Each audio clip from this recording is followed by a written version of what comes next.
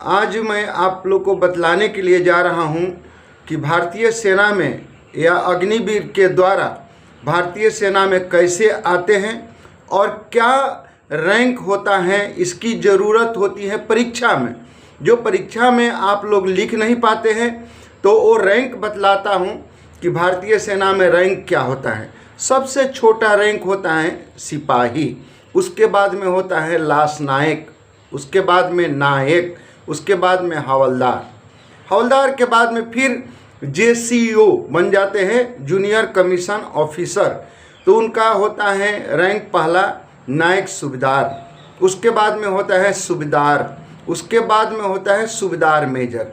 यहाँ पर एक छोटी सी थोड़ा सा देखने में आता है, हमेशा देखा जाता है और याद रखने वाली बात है कि यहाँ के बाद में सूबेदार मेजर एक भारतीय सेना का सिपाही से लास्ट रैंक होता है और इसके बाद में सूबेदार से और सूबेदार मेजर से दो से सूबेदार मेजर साहब से और सूबेदार साहब से ये दो रैंक मिलता है, एक लेफ्टिनेंट ऑनरी और कैप्टन ऑनरी।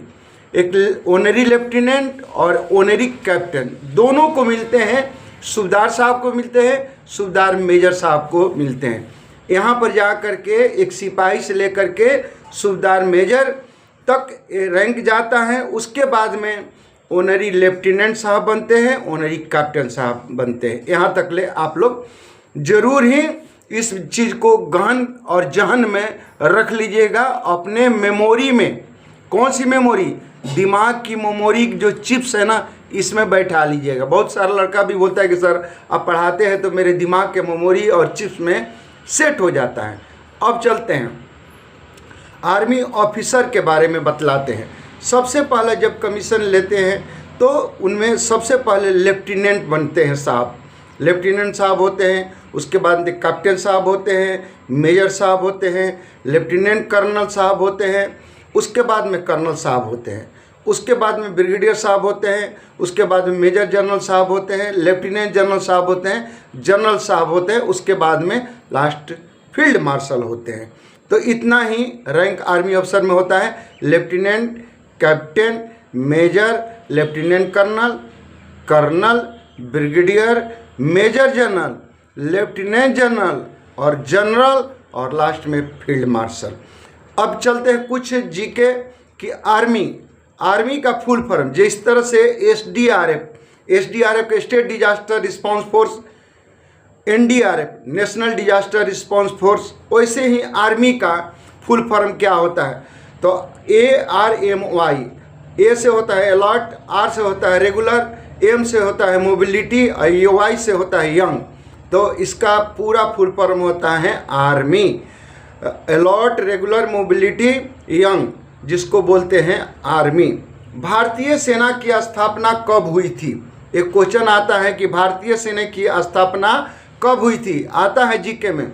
आप लोग जरूर करना, लिखना यही बात कि 1 अप्रैल 1895 ईस्वी में भारतीय सेना की स्थापना हुई थी। फिर दोहराता हूं कि भारतीय सेना की स्थापना कब हुई थी? 1 अप्रैल 1895 ईस्वी में भारतीय सेना की स्थापना हुई थी। एक सवाल और आता है कि भारतीय सेना दिवस कब मनाया जाता है? भारतीय सेना दिवस कब मनाया जाता है? तो भारतीय सेना दिवस 15 जनवरी को मनाया जाता है, याद रखना।